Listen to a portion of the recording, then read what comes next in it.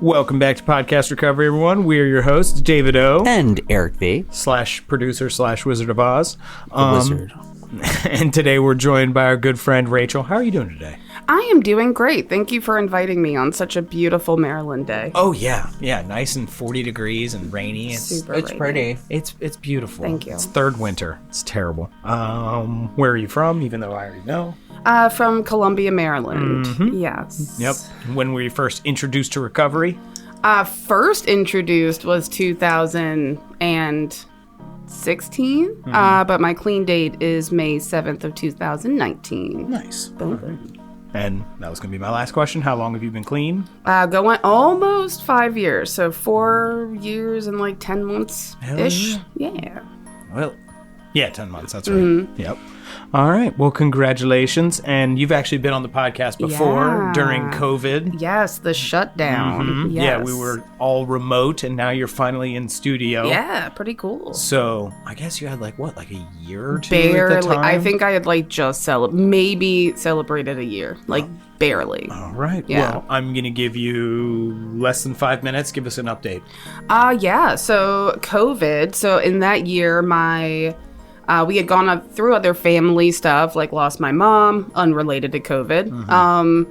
So yeah, we were like moving everything. We were doing this like sitcom life of my then boyfriend and I moving in with my brother, transforming the house. And then, yeah, man, just like doing recovery. Got married in that time. Got my license back in that time because the state of Maryland said I shouldn't have it anymore. So that was cool. Yep. Yeah, got married. Doing the married life, which is wild. Yep. Traveled. Yeah, like started a new job. I work in this tech company now, which is wild because now I work for like a 9-to-5 office. Nice. Which was... Do you get to telework or do you have to Monday go to the and office? Friday is office. Or Monday and Friday is remote. Tuesday, Wednesday, Thursday is in office. That's sweet. So you essentially get like a 4.5 day Exactly. week. Nice. So Monday, start the week. Friday, end the week. So only in office 3 days, which is really cool. That's the tits. Me and my husband are coworkers.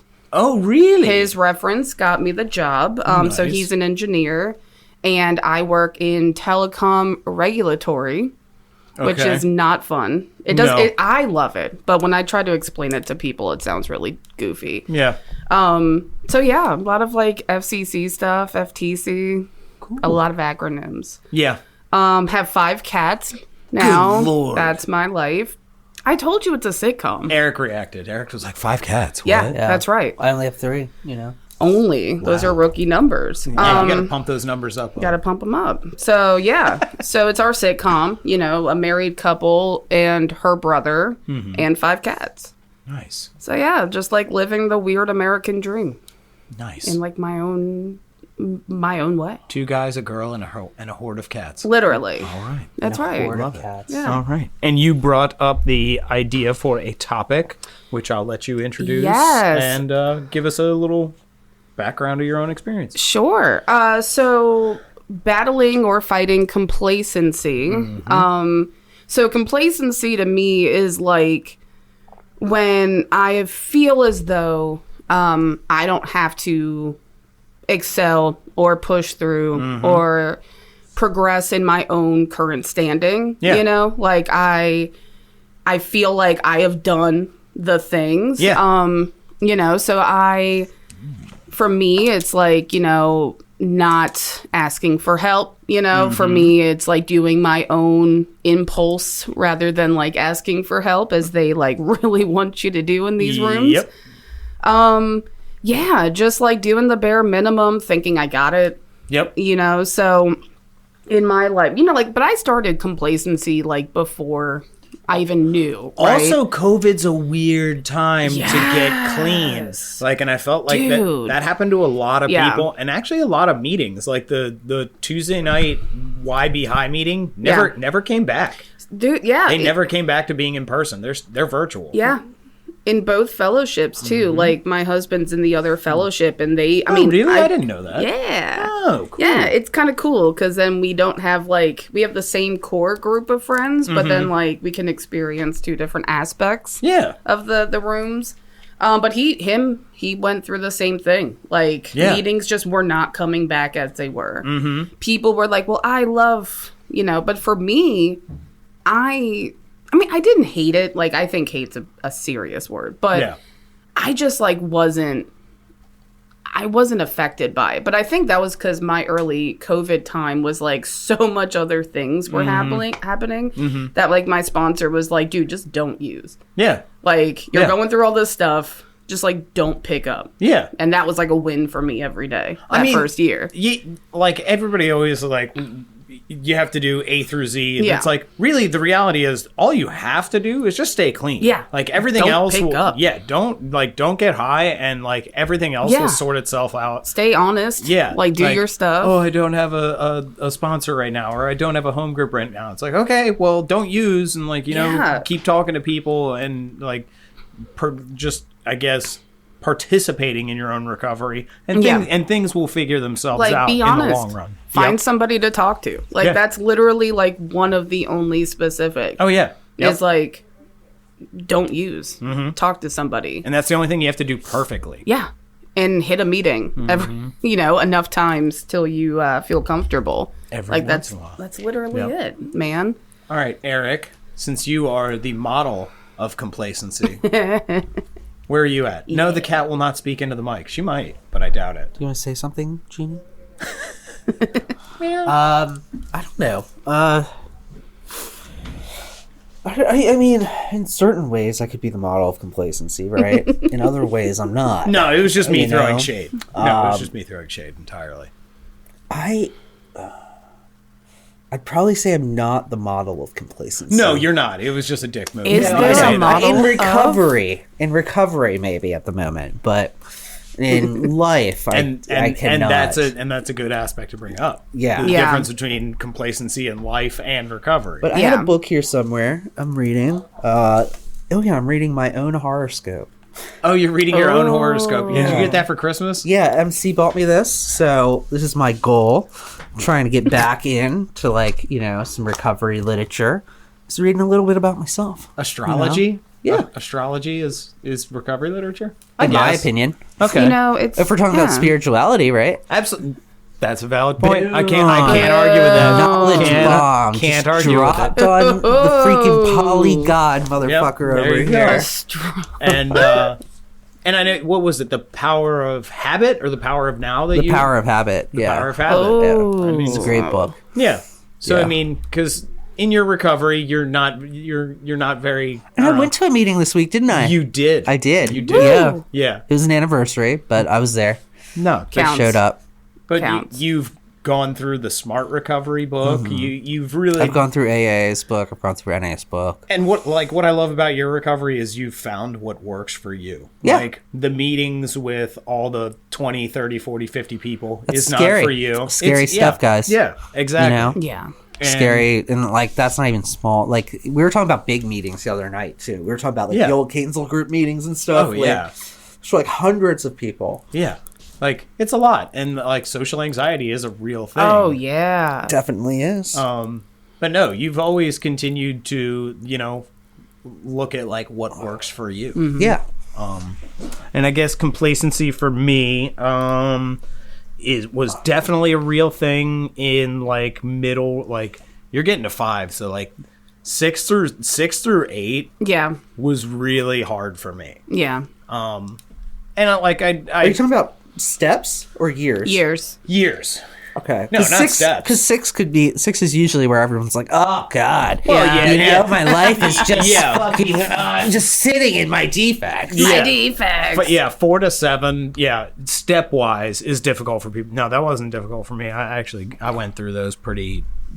I thought those were the meat. Yeah. Of the step. They're the action. Those are when you get into yourself. Yeah. Those are the yourself thing. Yeah. The first 3 are, the base of everything. Right. And okay, just realize you're a little bit fucked up in the head, right? And just accept that, and believe that there's a different way out, and you know what? And then 3, let's try some new ways to live. Yeah, and then 4, and then 4 through 9, it's like, all right, let's unfuck yourself now. Let's work on that. Who's hurt you? Yes, and who have you hurt? Mm-hmm, exactly, and like, what about you sucks? Yeah, and what about what's you? Your part? I mean, what about you is good? Yes. And how do we arrange those things to work progressively? And then here comes 9. And then here comes 9.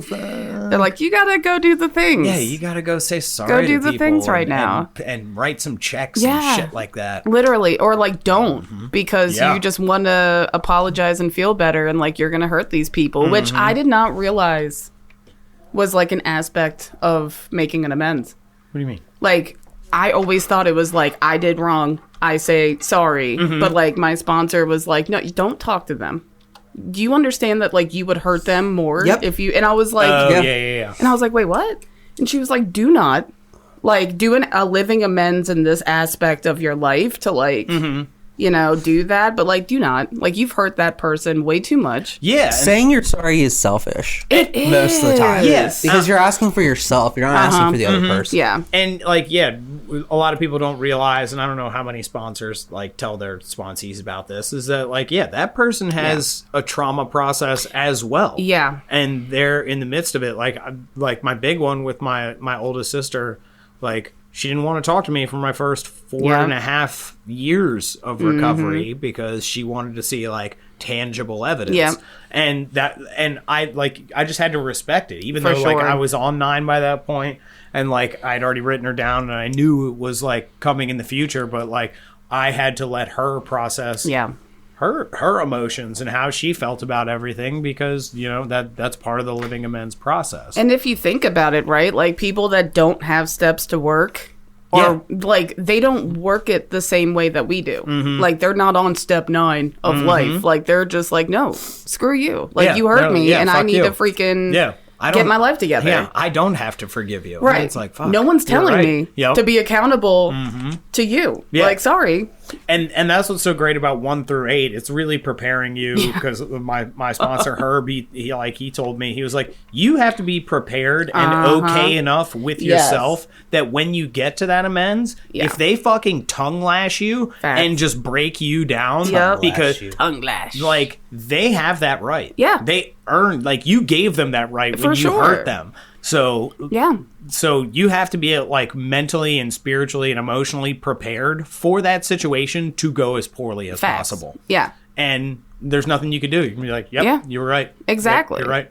It's so true, because you're like, and also don't apologize hoping they'll apologize. Yes. Like, don't make an amends to somebody if you're still hurt by what they've done to you, because a lot of the time we can still hold on, right? Oh, yeah. So if they've hurt you, but it's like a reaction of something you did. Yes. And you go in there and you're like, hey, this is what I did. And then if you don't get amends back, like, don't go into amends expecting an amends. Yes, exactly. It has to be selfless. It has to be, true. It has to, you have to mean it. And if you're expecting it back, like, you're out of luck most of the time. Yeah, you're already going into it with the wrong mindset. But anyway, back to like my complacency. I can't remember what year it was, 6 or 7. Like, I quit my home group because I had a resentment.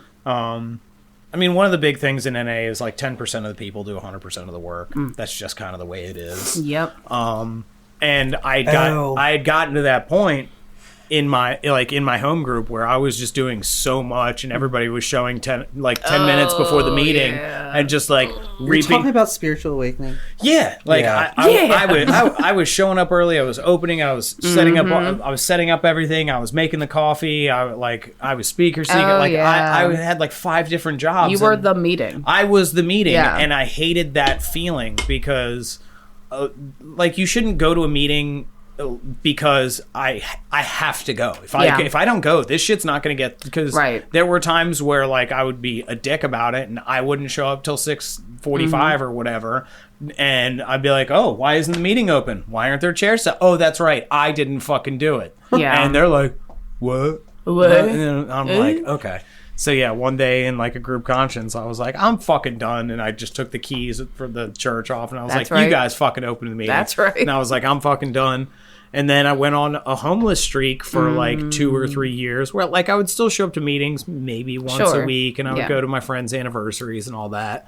But like I hadn't, and I was still talking to my sponsor, hanging out with my sponsor. So like, it's not like I was just sitting in shit doing nothing, but I wasn't like participating as much as I knew I was able to. And then, somewhere around 8 or 9, I was just like, I don't know.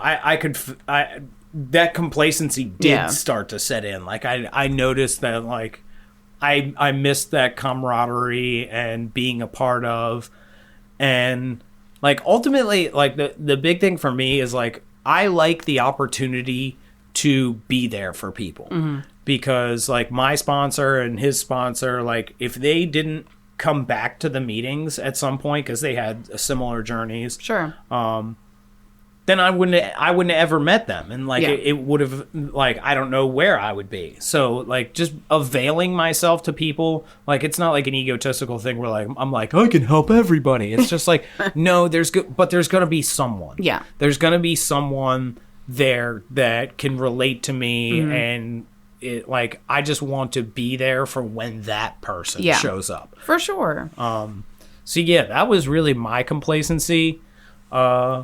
And it's difficult, and I am a bit complacent on my steps. I've been dragging my feet on these last 3. A bit. I mean, I've ran through the first 9 in like my first 4 years, and I was doing great. And then like 10 took a couple years of me being in. But I was like, I mean, I did the best. I did the best steps already. What's 10, 11, and 12? Right. Really? Just the maintenance. Just apologize. Just the maintenance Just steps. Apologize in the moment. Right? Yeah. Like, isn't that what just 10 is? Yes, obviously. Exactly. So it took me like 2 years to like formally go over 10, and now I'm on 11, and it's written, it's done, but it's just been sitting on a shelf for at least 6 months because I'm like, I did it, I'm done.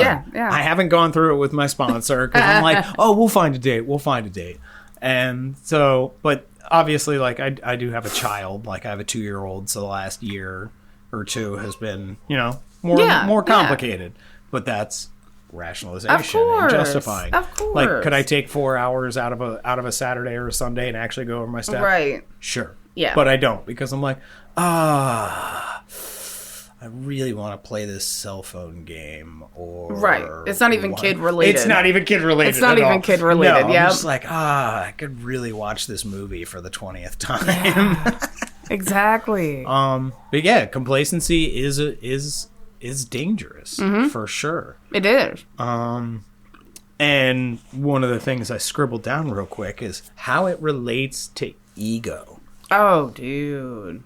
Take it away. Dude. Well, so the first thing is that like I read somewhere that complacency can be compared to laziness, which, if you're lazy, you're making an active choice to not do, like you're making an active choice to be lazy. Like that's the description, right? So you're making an active choice to be lazy, where complacency is like you feel almost better than, like you feel almost like you've done it, or you're better than, or you have the things like, oh, well, I have this, and this, and this to do. So I'm better than that right now. Yeah, it's a level of possibly warranted or unwarranted achievement. Exactly. Yep. So, and going outside of just like recovery topics, right? Like I remember being like, when all the stuff happened with my mom, I said,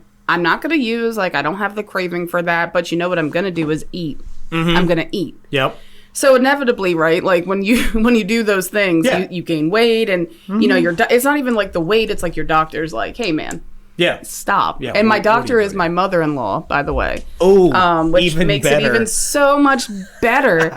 So like I get it at family gatherings in her office. Your mom? Wait, your mother-in-law is your doctor? That's right. So she's seen all your intimate like she knows everything intimate I don't think about it's you? a gyno. So yeah, there's a difference. There's intimacy though that comes with a regular doctor. Yeah, she's a GP, guys. Oh, she's yeah. like taking my temperature and like checking my blood pressure. She's your first doctor though. Yeah, Like, you know. She is. She's my go-to.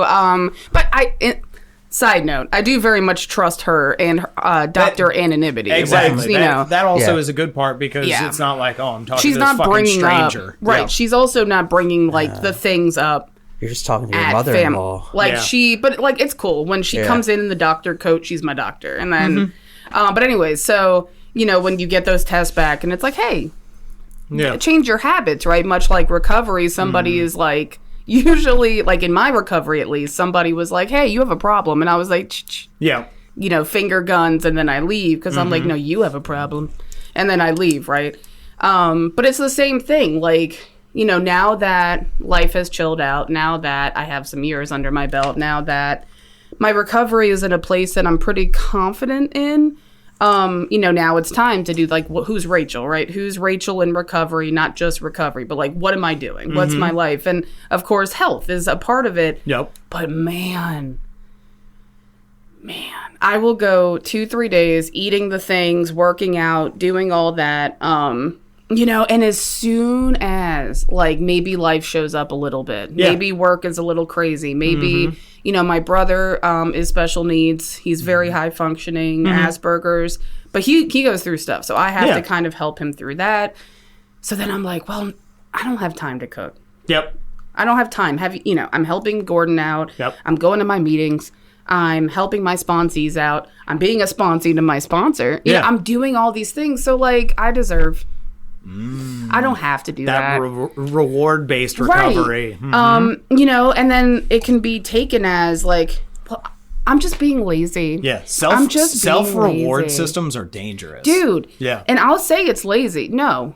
Because I would have to choose. Like, complacency is essentially saying, I don't have to today because I've done other things that justify it. Yeah. And I'm better than. And that's why, like, I read somewhere else that, like, complacency is like spiritually considered like a sin because you view spiritually in like people see it as that. I like the 7 deadly sins, which are not technically Christian, but it's just been like an overarching thing, and sloth is in there. 7 Deadly Sins is good. The 7 Deadly Sins is awesome. It's a good one. Have you read Corey Taylor's book, The 7 Deadly Sins? I have it. I have not read it. So good. I have it in my possession. Good. Dude, I love me a musician's book. Except for it. Nikki Sixx. Go fuck yourself. I was actually, that was the person that... Shut up. I've been actually reading Kristen Johnson, who was the female lead of Third Rock from the Sun. Oh my God, And she's now in Mom, or was in Mom, right before it cut off.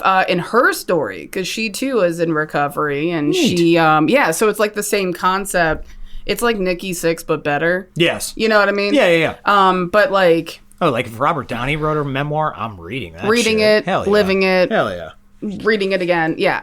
But it's true, right? Like, it's spiritually, people view it as a sin. Because you're kind of saying, I'm better than your choice. Yeah. So in recovery aspects, luckily, so I came in with complacency because, like you were saying, I had all these reasons why I couldn't do the things. My mom died. My brother is special needs. I'm getting married. Yeah. I'm changing this. I'm 180ing this house. Like, I don't need all that. Yeah. My complacency 180'd in the last 2 years. Now I'm doing all the things. But now my complacency is coming in the home front. Okay. You know what I mean? Yeah. Cooking has taken the backseat. Yep. Family time has taken the backseat. Work is, weirdly enough, like pretty chill right now, which I'm used to. Yeah. I'm not used to that. I'm used to overdoing it at work. Yeah. Eric. Hey, But yeah, like But it's not like you overdo it for no reason. You overdo it because you achieve a shit ton. Right. So, but that's the thing, right? Like, if I'm achieving, is it really letting that other aspect down? You know? If I can give you these accolades, am I still complacent? Yeah.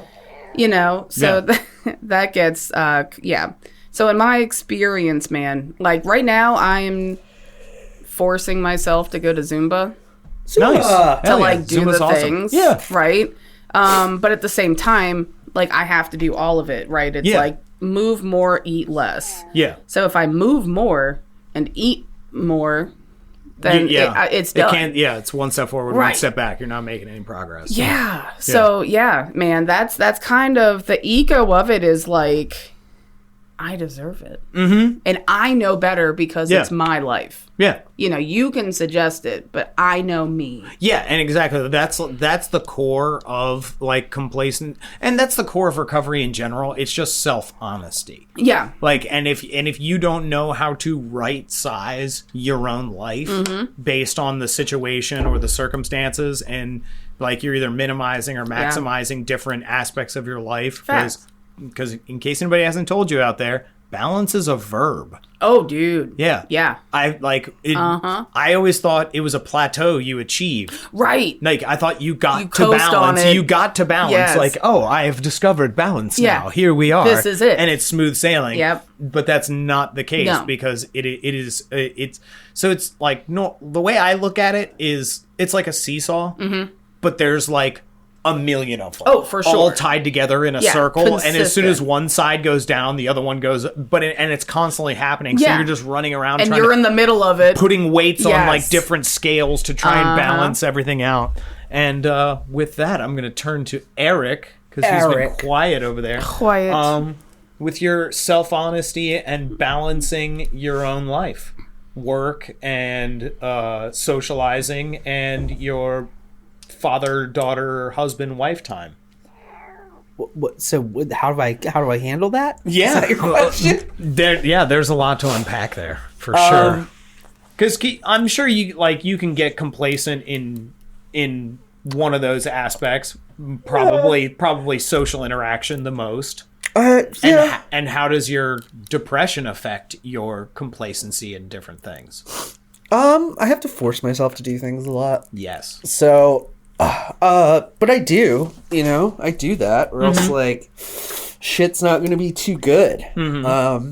So I'm in the process of doing that right now, forcing myself to set up hangout times with people and stuff. I guess I just look at everything through a calendar. Yes. And that's how I try to, like, keep myself balanced with all that shit. I don't know, because it's hard, right? Like, with, I don't know, the hard part for me is work with everything else, and, like, having to finish work and then doing, like, making sure I still have, like, energy and time for Evelyn.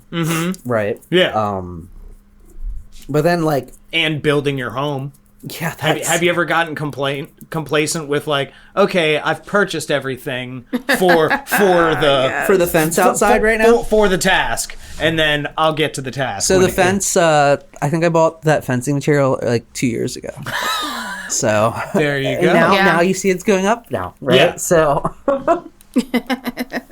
I mean, and, like, that's the thing with, like, tipping the scales and the balance of the seesaw is, like, at different points, different things are priority. So it's like yeah, I really need to hang out, like, with people, but my son is sick, like, I'm fucking tired, and I need to I should probably lay down instead of going out. But that can be dangerous. Is it? It can be. That's a slippery slope. For sure. You need some breaks. Yeah. Yes. Yes. Absolutely. I'm not saying that at all. Like, this weekend is my social break. I'm not doing shit. I'm staying at home. In early recovery, how far people will push themselves with meetings, even in later recovery with meetings, and then like you don't take breaks, and like you need some time to, like, just catch up. Yeah. And I think because you also don't get clean to sit in a meeting. Yes. Yeah. Like, yeah.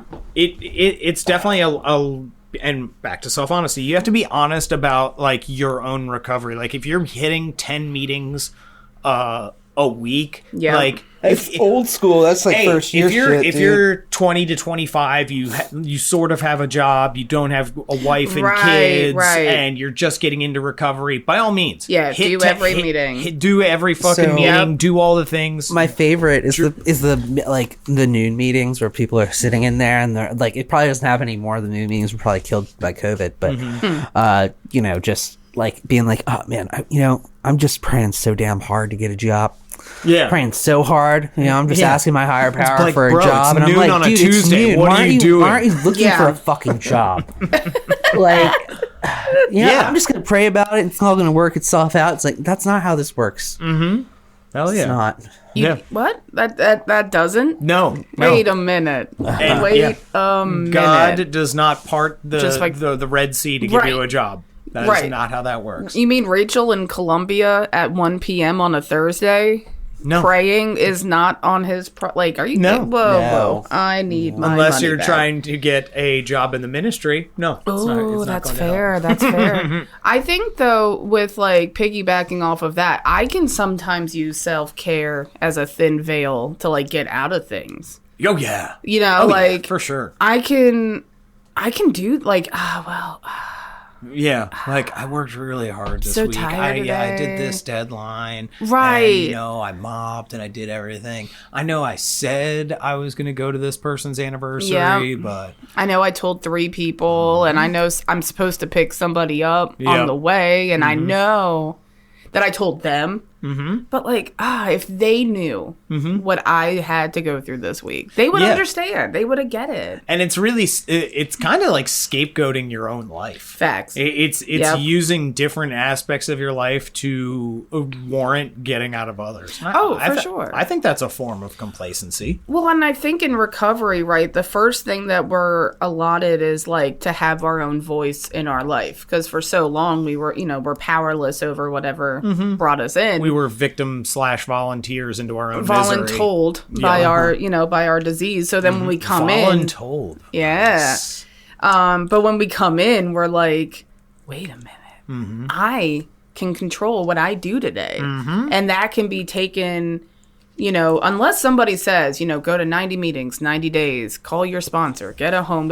But that's all good and well. But I can choose to do whatever I want today because I don't have a substance that is forcing me to take certain steps in my day. Yep. And then, as long as you make those next steps for good, in your life. But sometimes, man, I literally, because it was Pie Day, March 14th. Yeah. I had 3 slices of pie at 9:30 a.m. What? Ooh, fun question. Go-to pie. What's your favorite pie? Pecan. Pecan? Solid answer. What about you, Eric? Okay, I don't really like pie. I did not know that. Yeah, not a huge fan. I know you're not a big sweets guy, period. But I would say apple. If I have to choose, apple's it would be apple. Apple's a solid pie. That's Apple's a standard. good pie. Yeah. Pecan pie is good. That would kill me. It would kill you. That would literally kill you. You cannot eat that. I gotta go with a classic pumpkin. Pumpkin pie is so good. Pumpkin so butter good. is the best type of pumpkin. Oh, dude. Pumpkin butter. Pumpkin butter on toast. Very good. Fire. Amazing. Best. Yep. Hands down, best spread there is. But I'm going to be honest, my pie eating is literally just a vehicle for as much whipped cream as I can get on the plate. Oh, do we have a baby coming in? Baby. Oh my goodness. We got a little baby coming in with her snacks. The snacks David gave her. Mm-hmm. Yeah. Aww. There's no complacency over here. No, absolutely not. She's eating her yogis and living her best life. Oh my goodness. But where was I going? She's a distraction. She is a distraction. Okay. You're making me complacent, Evie.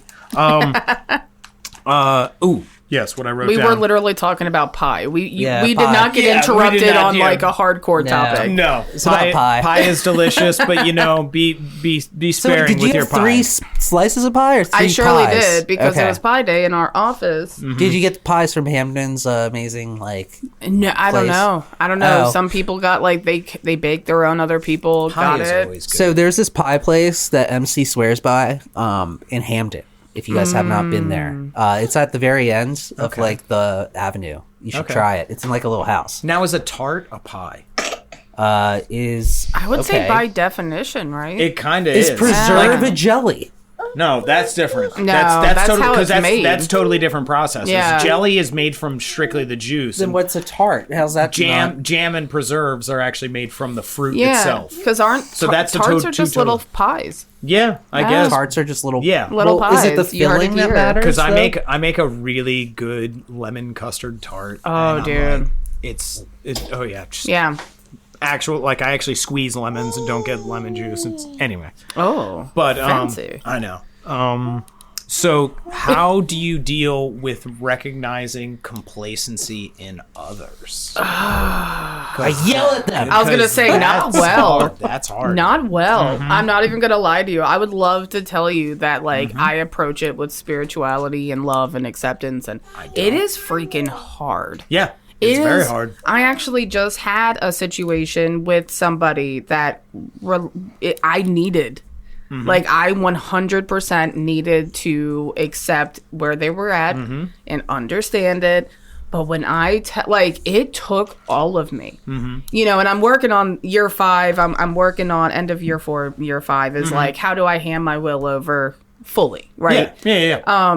In part, so I've been actively trying to, like, do that on a daily basis. Yeah. And I feel like my higher power was like, here she is. Yeah. Here, deal with it. Mm-hmm. But it's hard, man. Yes. It is freaking hard. It's very hard. I have to hold back because I guess in a way I'm like, I know better than you.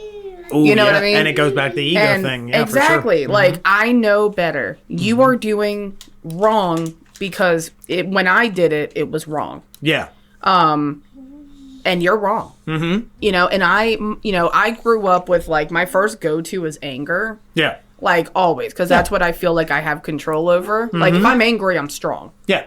If I'm sad, I'm weak, right? Like, that's how I was raised. So, if something, like, if I care about you, and I mean, I care about all newcomers and people in the program, right? Like, I never But if you've actually, like, have an invested relationship, then I'm coming in angry. Yeah. Like, I'm coming in angry because I am afraid you're going to hurt yourself. I agree. So I have to sit there and by the end of it, because I was giving advice and suggestions and this person just kept meeting me basically like, yeah, I hear you, but, and I was like, and in the message, I could feel myself. So I literally had to be like, this conversation is done for now. Like, go pray on it. Yep. Because, and I told my sponsor, I was like, if I had gone further, that I would have lost my spirituality. Yeah, then we're going to damage relationships. Yeah. And, because I had to.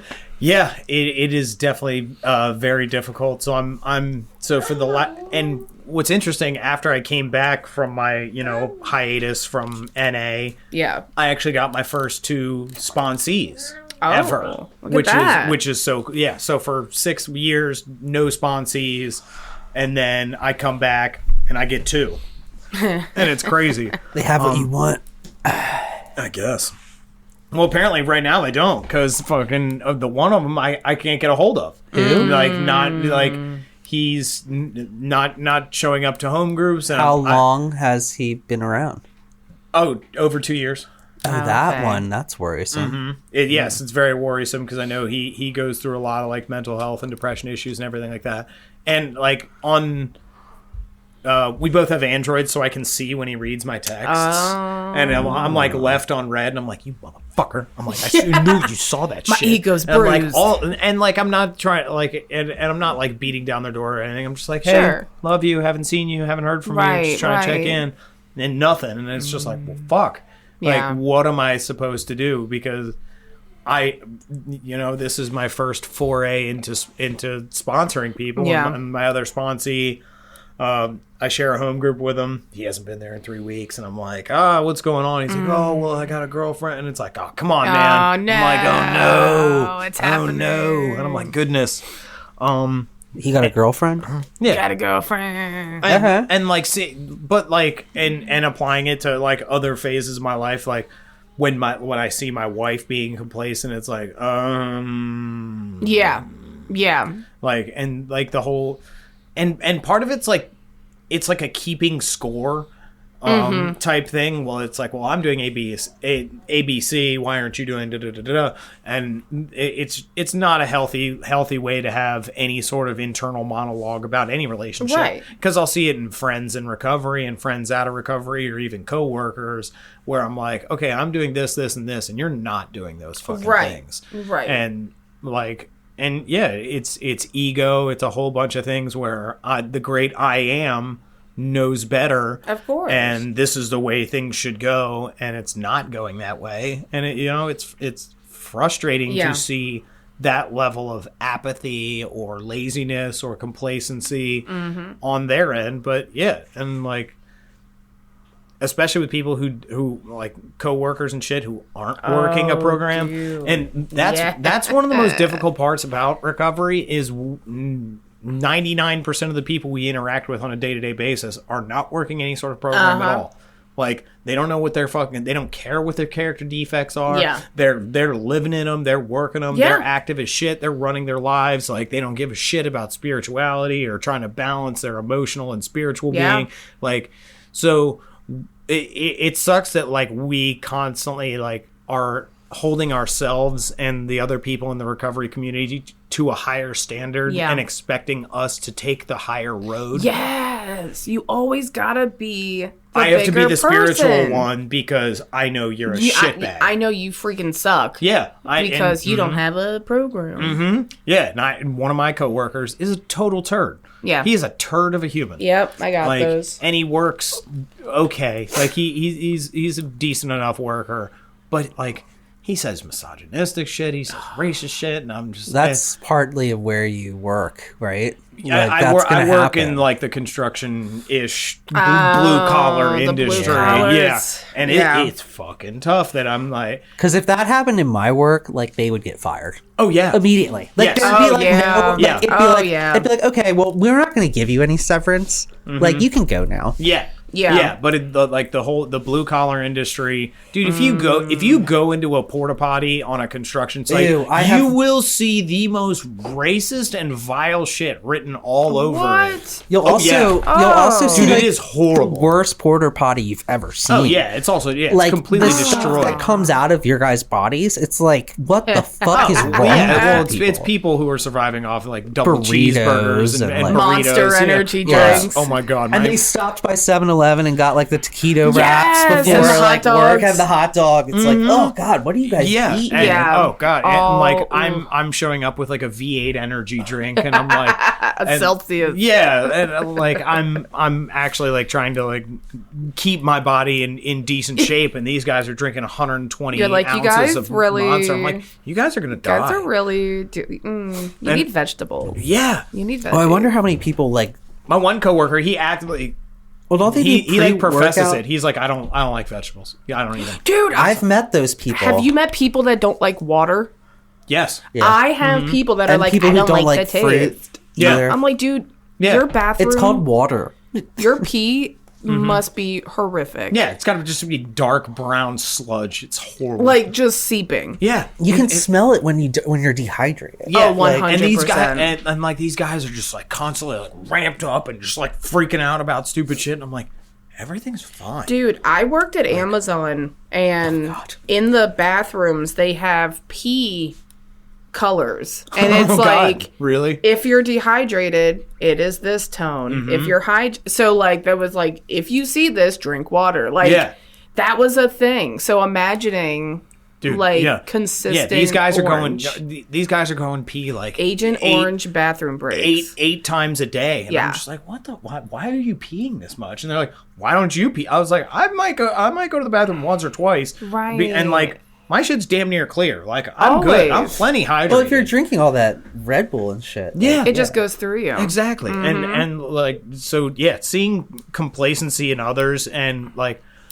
and probably it sucks that I've heard this quote that it's good and bad. I see both sides of it. And the quote is like, there's two types of people in this world. There's the people that are constantly pushing themselves and pulling themselves and expanding their knowledge and their experience and just trying to always like find the next better version of themselves. Yeah. And pushing the boundaries of who they are and who they can be and what they can learn and what they can do. And then the other people aren't. Yeah. And that's it. Yeah. And like, I'm like, yeah, it's very true. And like, I see that. I'm like, yeah, I want to be that person that's constantly pushing and pulling and moving forward and just trying to break new ground of who I am as a human being. But then the other side of that, which I absolutely hate, I'm like, they're not. Yeah. And it upsets me because I see these people that are just complacent in the way they live. And it's very hard. It is. It's very hard. It is because you want to come in and save a hoe throughout these people's lives. Save a hoe. And it is not my It's not our job to do that. Exactly. And it's the same with my sponsees. Like I like I told that when like they made me their sponsor, I was like, listen, I have a wife, I have a child, I have my own recovery, I have a job. Like I am not at your beck and call. Your recovery is your responsibility. I'm going to be here to help you through any difficulties you have in your life. I'll call you back as soon as I'm able. And like, I'm going to be there and we'll make time for step work and do all those things. Like, so I will be available as much as I am able. Yeah. But I'm not at your beck and call. Yeah. Like, I tell sponsees that, 9 p.m. and after is like family time. Yep. And unless you are on fire. Yeah.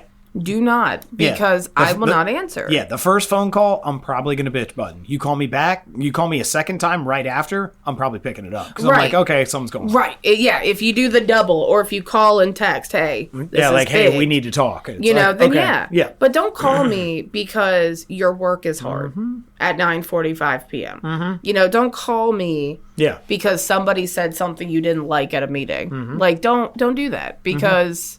That's what your network This is family time. That's what It's so true. And my sponsor said the same thing. He was like, dude, I go on hikes and my phone's not even on me. Right. So if you're going through something at that time, you need to have another handful of people in your corner that you can call and you can trust. Like, and it's true. Like if I like, I can call Eric. Like if my ass is on fire and I can't talk to her, I can call Eric and be like, hey, what's going on? Yeah. I can talk to Donnie or Brad or like all these people.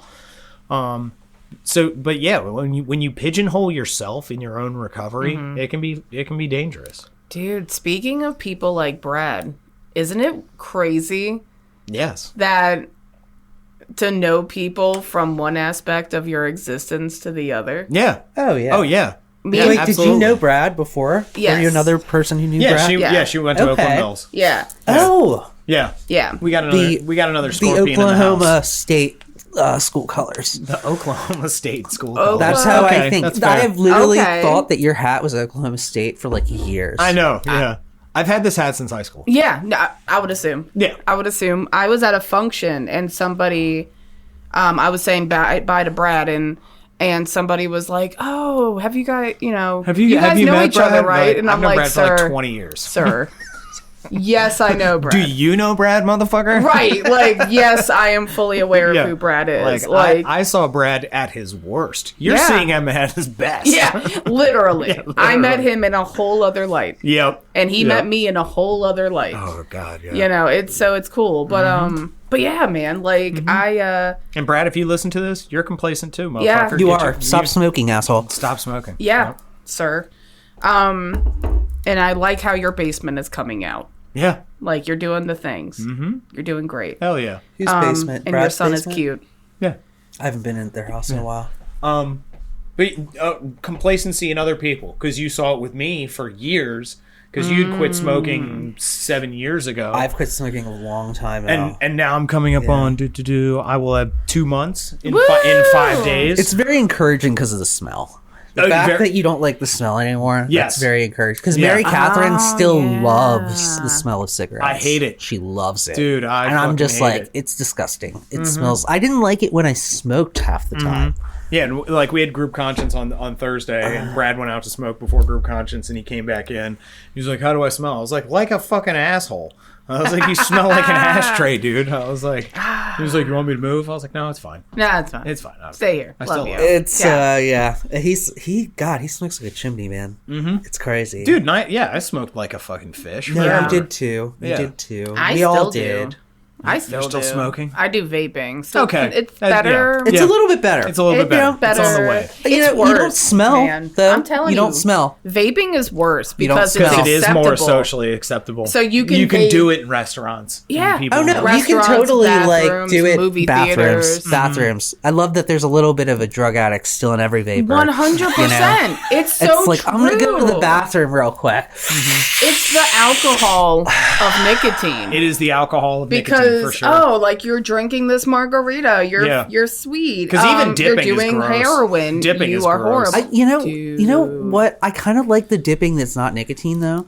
Like I kind of want to do that. Just have something in my mouth and fidget. Sunflowers. Yeah. Can you eat sunflowers? Yeah. Yeah. I'm growing a sunflower right now. Oh. It just started to bloom. Nice. That's cool. Nice. Yeah. It almost died a million times. Yeah. I need so much fucking water. And I'm on the Nicorette, which the is lozenges. great. I do the lozenges. Are you on the gum? No, I'm on the gum.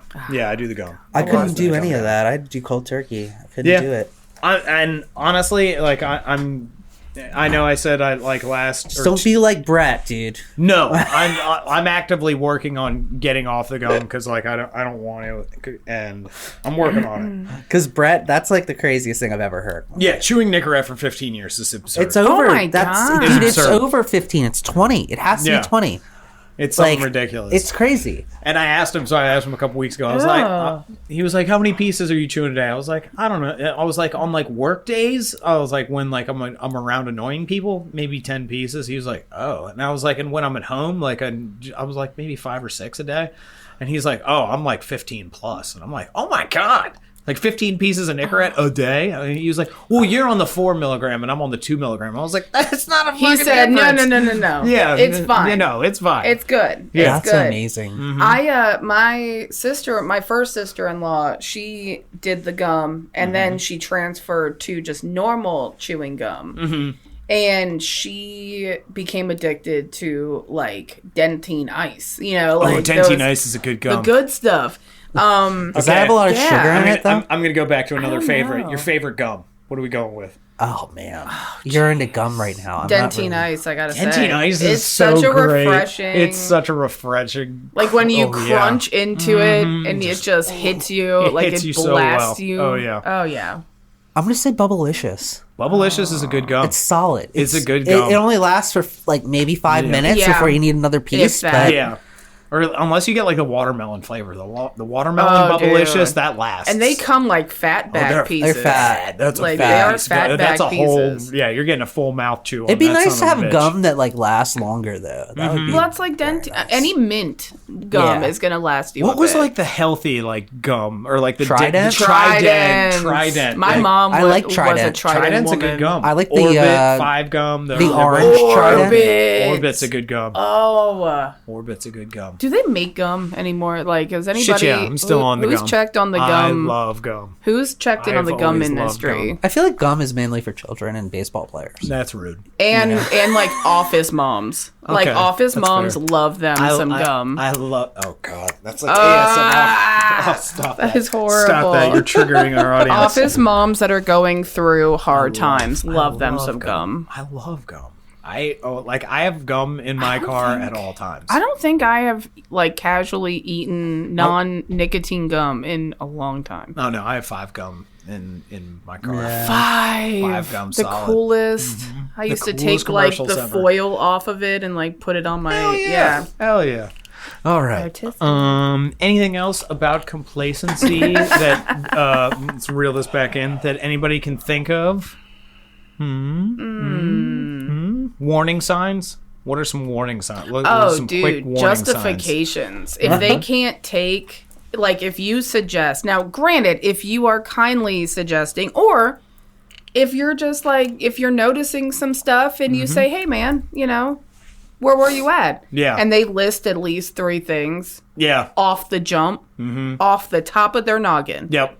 You're like, yeah. If you're dodging bullets with clear, immediate responses. Yeah. Because that means you're with immediate or dishonesty. Dishonesty is a huge thing. We're like, oh, well, I had to do this. No, you didn't. And think about it, right? Like, if you genuinely have something, hey, where were you? So sorry, like my brother needed some assistance at this. Yes.